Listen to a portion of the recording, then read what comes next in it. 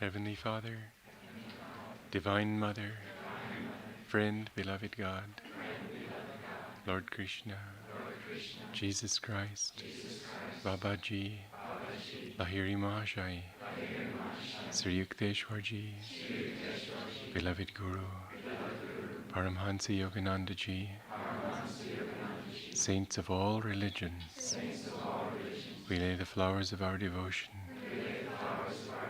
gently at your feet. Divine Mother, fill the cup of our hearts with thy joy. Help us to live in thy joy while we work, while we talk, while we meditate, while we sleep. We are thine, be thou ours. Om, peace, Amen.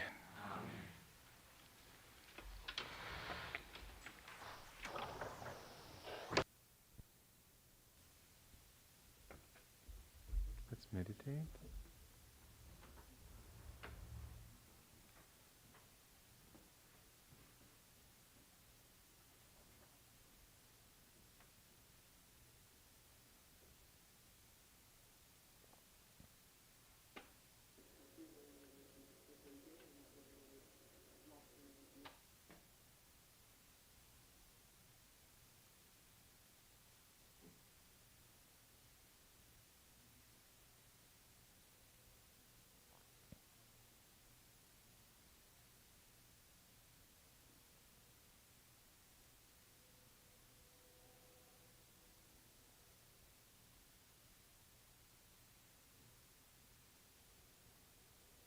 Let's see if we can move.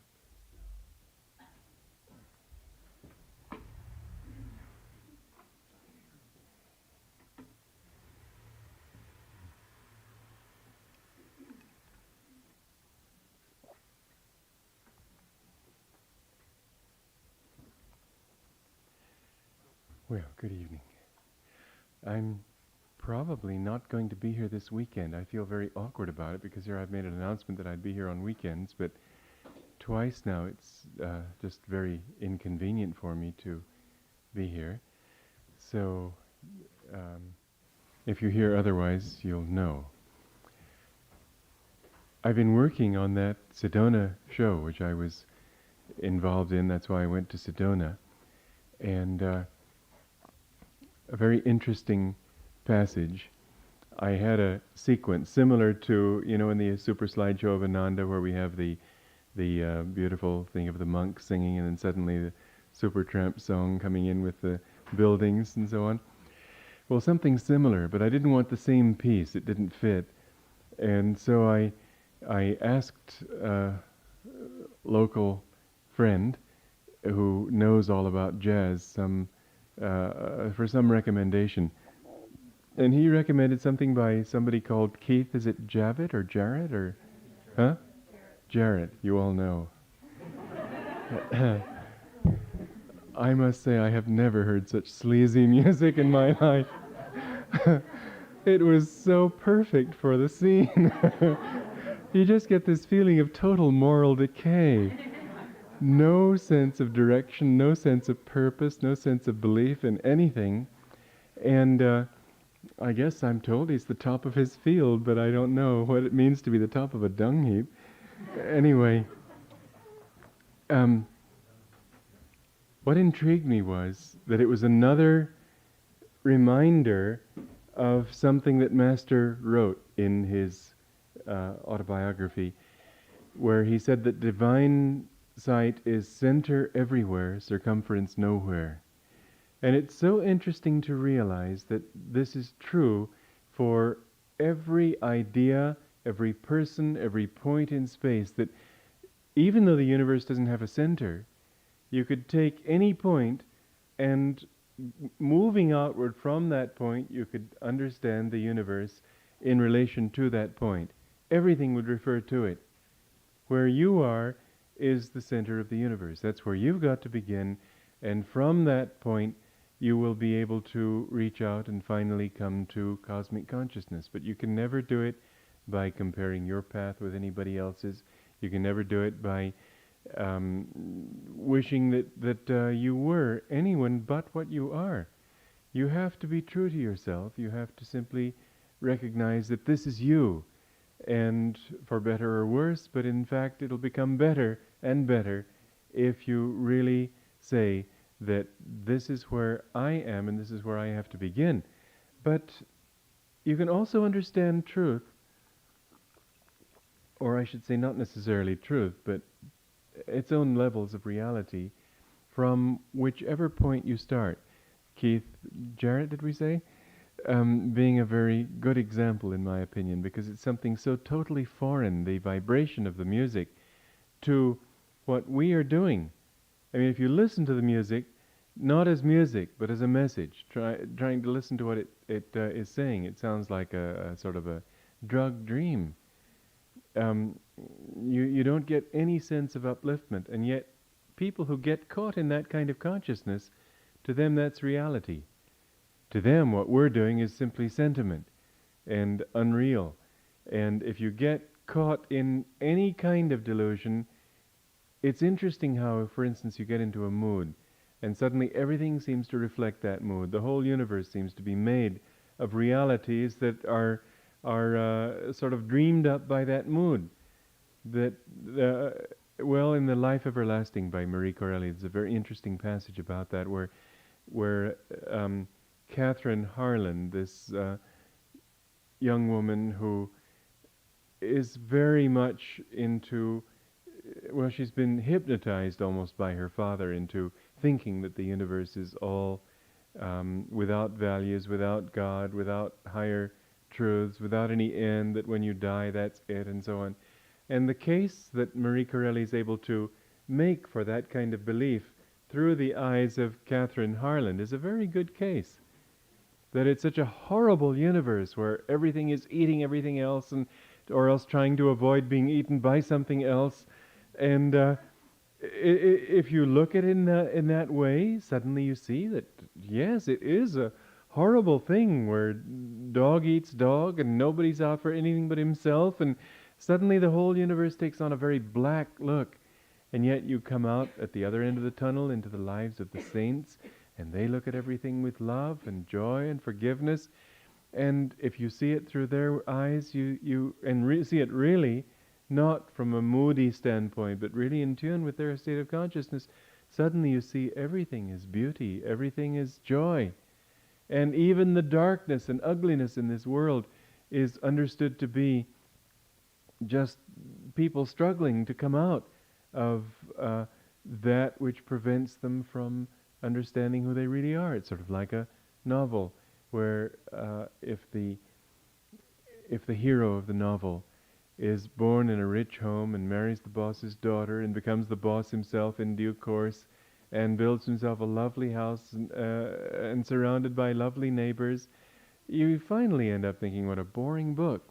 But you take that same boy born on the wrong side of the tracks and somehow struggling, getting up, working his way up through the ranks and marrying the boss's daughter and finally having everything the other one had, you think, oh, wow, what a success story. It's as if in this world of duality we need the difficulties to make success more precious when it comes. Even finding God. I remember, and I've mentioned this in the path, where James Collar was saying to Master, I have such love for God. Why doesn't he come to me? And Master's answer was very sweetly smiling. He said, that's what makes it all the sweeter when he does come. That need builds up. It's not as if his joy was a qualified kind of joy, and yet there is something in our human consciousness that too is satisfied by the delay and the difficulty and the struggle. And we got to think of it that way, don't we?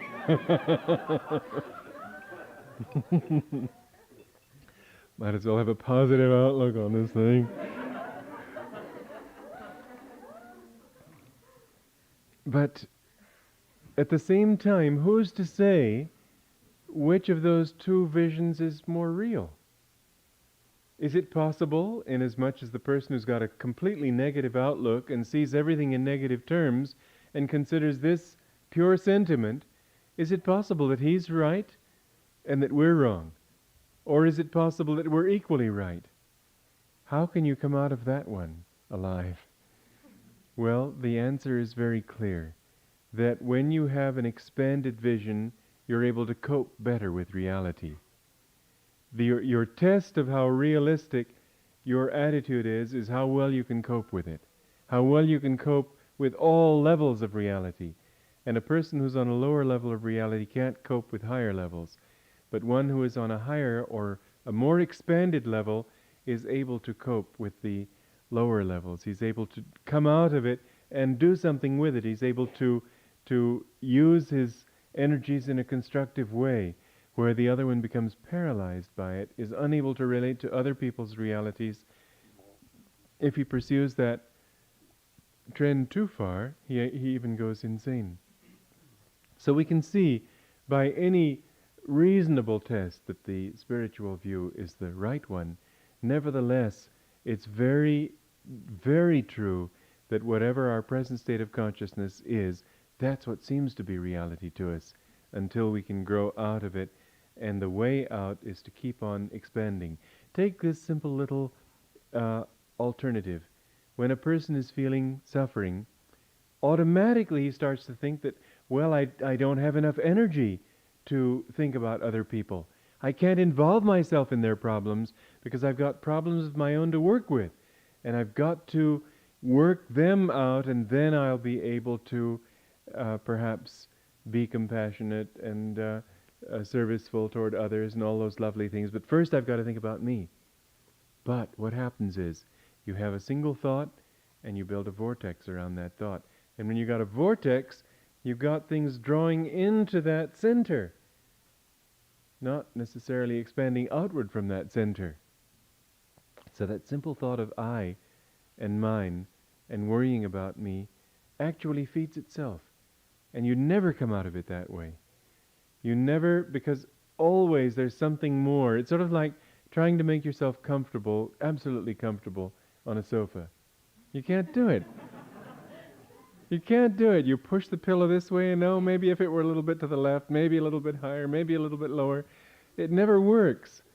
This world isn't set up to be perfect, and nothing in it is set up to be perfect. And somehow when you try to create perfection, even in the most trivial way, you find things start to go wrong.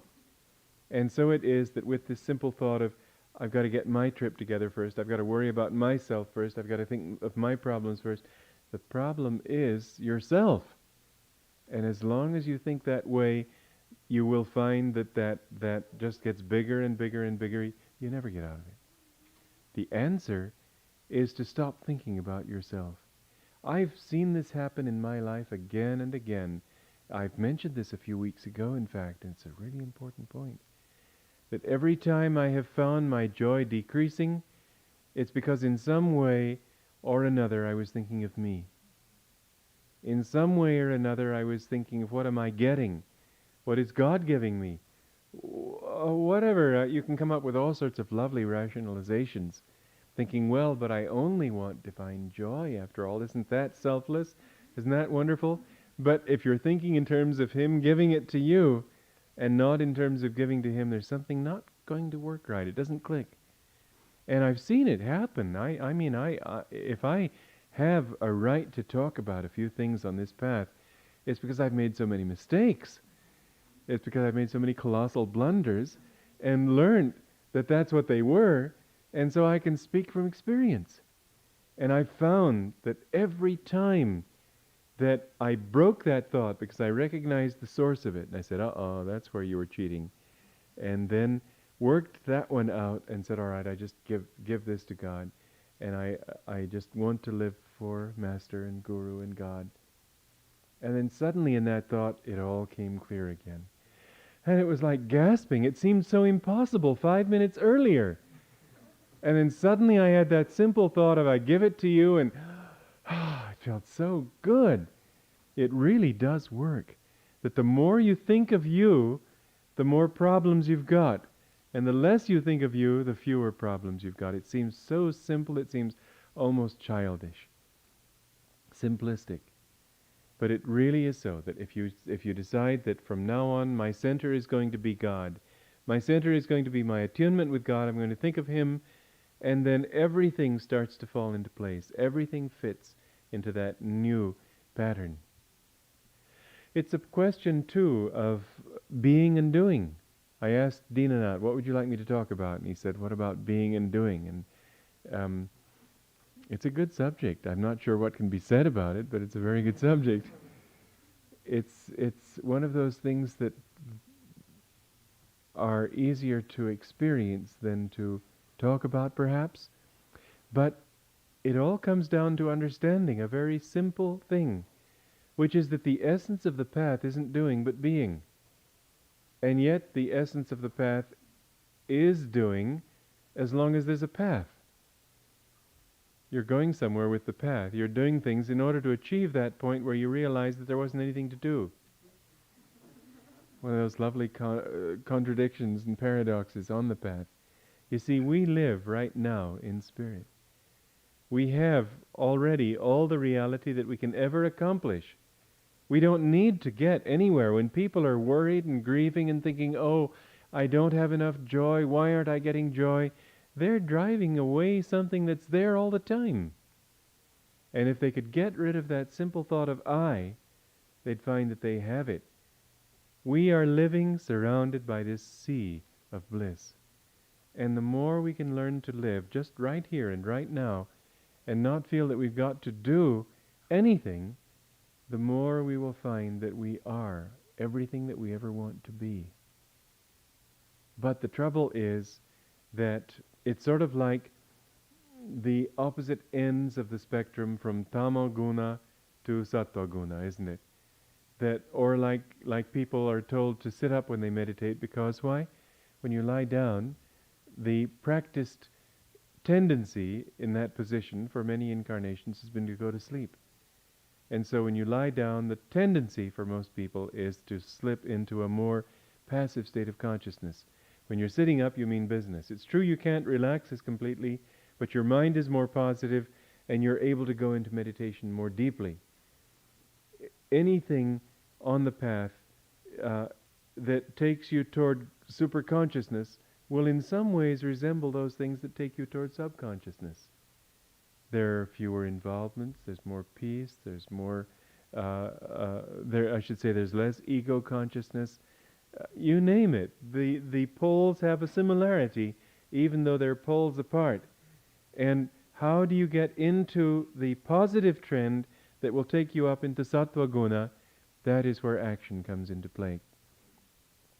Without action, if a person were simply to sit there and think that, well, I just want to be, I don't want to do anything, the problem is that they will be like oysters. They will be drifting down into less and less and less awareness. And so what we need to do is act in order to generate that energy. But if we think that action in itself is what it's all about, and this is one of the mistakes that people get into on the path, that the things that we do are important for their own sake, that is when we slip into the temptations of the spiritual path, which are to think that, oh, we can do big things, or we can accomplish wonders, or we can teach the multitudes, and won't it be wonderful when everybody in the world is meditating because we have somehow got the message across to them in the right way, and so on. It doesn't really ever happen that way. The world sort of drifts in its own direction. You work on the path, you do things on the spiritual path with the ultimate purpose of helping yourself. If it's other people's karma to be helped, then they will find that help. They're not waiting for incarnations until you arrive on the scene to help them. They will get what they are meant to get. But even if there be some good that can be done in this dream, it isn't good to think so. It's much better to understand the deeper, which is really the deeper purpose for all spiritual activity, which is that you are doing it in order to bring good things out of yourself, in order to become more energetic, in order to become more loving, in order to become more forgiving. Sri Yukteswar said that you must learn to behave. That means that we must learn to put into action these things that we're developing inside, partly because if we don't, we won't be able to generate them in a dynamic way. Partly because by doing them, they help to focalize the qualities. They feed back to your consciousness and clarify to your own consciousness the qualities that you need to develop. For example, you can say, well, I love everybody. I don't feel any special need to go out and prove it. I think that would be egotistical. This is how the mind always works, to justify what it's trying to do. Doesn't it seem a bit self-important to go out and try to do kind things? No. I would rather sit in my house and think kind thoughts and send loving vibrations out to the world, but let nobody know that I'm doing anything. And it all sounds beautiful, of course. But when you see people actually doing that, it's very rarely that you find somebody who, it's possible, but it's rarely you find anybody who has reached that level of consciousness where he doesn't, in fact, need to do it anymore, because that consciousness is so strong that by doing it, he would be actually limiting his flow of love, his flow of kindness. By thinking of one person, his flow is really so dynamically going out to the whole universe that there isn't the need to think of individuals. It's conceivable that people could reach that point. I'm sure that people who attain high states in the Himalayas are there, but certainly even they, if the need is presented to them, will put a lot of energy into helping one person. The thing is, though, that you will develop that kindness only if you actually act it out too. Our minds go outward, and in the very act of doing it, what we're doing is polishing that mirror that reflects back to us the image that we want to develop, and we can see it more clearly. It's not only that our energy becomes clearer, it's also that we can see reflected in other people whether we're really putting out what we thought we were putting out. We can make big mistakes sometimes. We thought we were being kind, but in fact, nobody gets the message. Is it their fault or is it ours? Usually it's our fault. I can't say always. After all, look what they did to Christ. They didn't get the message. But it usually is true that if people reflect back to you what you, the opposite of what you thought you were putting out, better watch and see what it is you're putting out. I've seen a lot of people who thought they were being kind, but there was no sweetness there. It was all just words. Like somebody was telling me yesterday, about a teacher who was giving a very sweet lecture, and he had somebody demonstrating something for him to illustrate what he was doing on the lecture, and this person wasn't doing it quite right, and so in the middle of this sweet, loving talk, he saw him doing it, and then sweet again.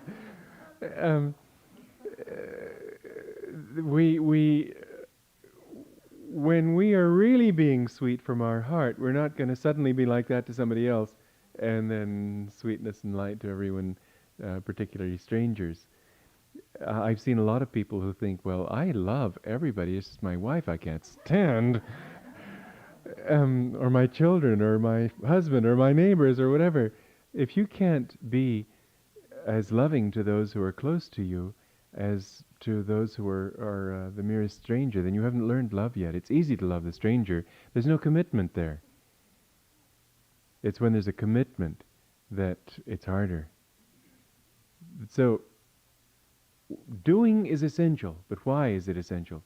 It's essential because it brings out from you, both out from you and helps to bring back to you the reflection, the test that demonstrates to you whether you've really been able to manifest these qualities. You've surely seen people who talked lovingly or talked of love, and yet nobody seemed to want to be around them. Haven't you? And haven't you also seen some people who never talked about it, and yet everybody wanted to be around them? It isn't your words. It isn't your philosophy, your outward philosophy. It's who you are. Being is your philosophy. And how you define your philosophy, that's what I like about this community, is that we don't have a set pattern. We don't have a set jargon. people talk from their hearts, and that's so much more genuine than having the right answers that have been memorized by rote. When you uh, just talk from your experience and talk seriously and sincerely, then it's going to come across such that you find somebody like, well, a good one comes to mind is Grant. He's sort of a crotchety old fellow in some ways, isn't he? But nobody can fail to feel his kindness, his sweetness, his love. It isn't in his manner outwardly, it isn't in his words, it's just in his vibration. Everybody knows what a sweet fellow he is. Nobody takes him seriously if he gets a little short or whatever. Isn't it so? I mean, I don't think I'm saying anything unkind about Grant, because it's really saying how very genuine his kindness, his sweetness is. That it's not a put-up job. You've seen a lot of people who are very humble and, oh no, I never think about me. In fact, I never think about myself at all. I'm just nobody. I'm just an, they keep saying I. It reminded me of some rather unkind statement I read about Einstein. I don't think it was true, but anyway, it was very well said. Se non è vero è ben trovato. If it isn't true, it's well found anyway. That backing bashfully into the limelight is the way they put it.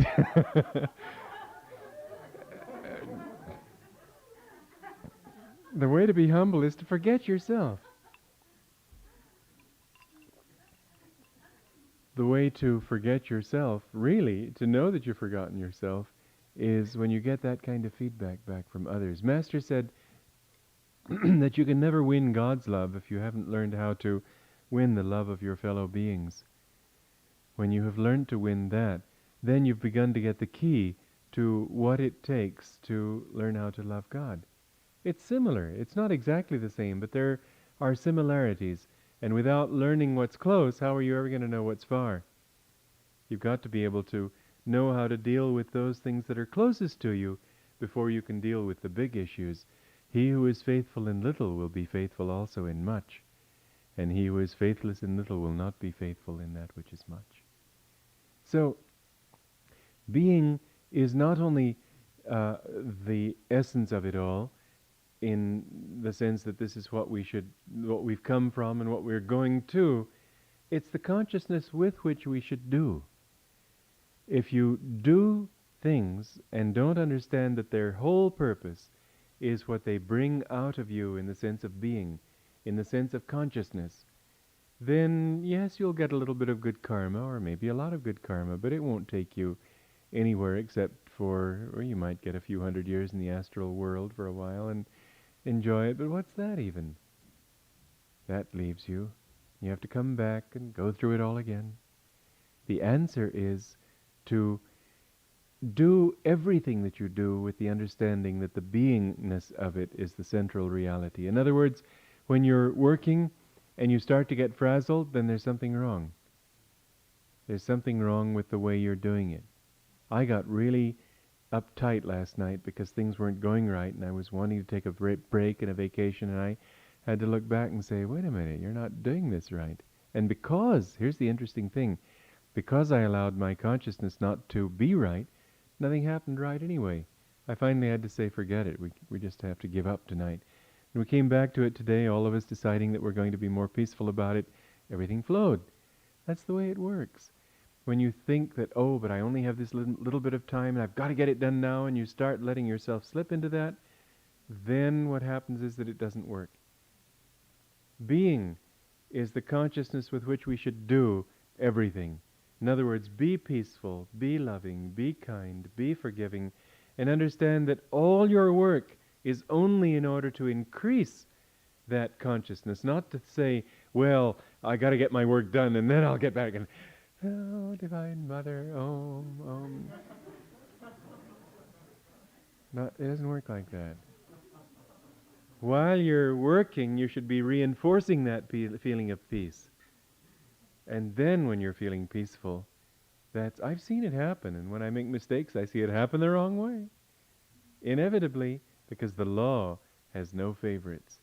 When you go according to the law, everything works right. And when you go against the law, nothing works right, and it doesn't matter who you are.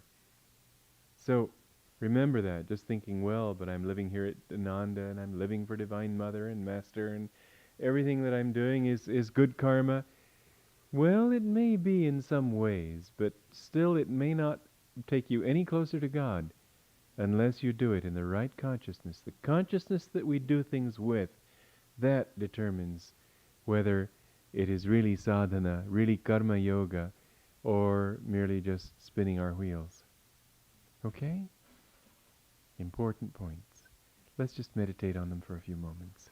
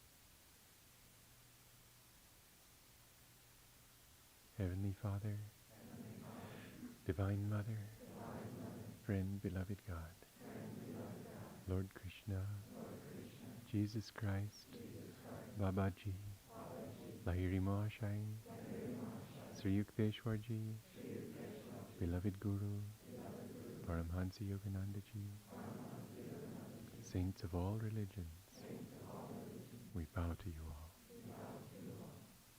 Divine Mother, may thy love shine forever on the sanctuary of our devotion, and may we be able to awaken thy love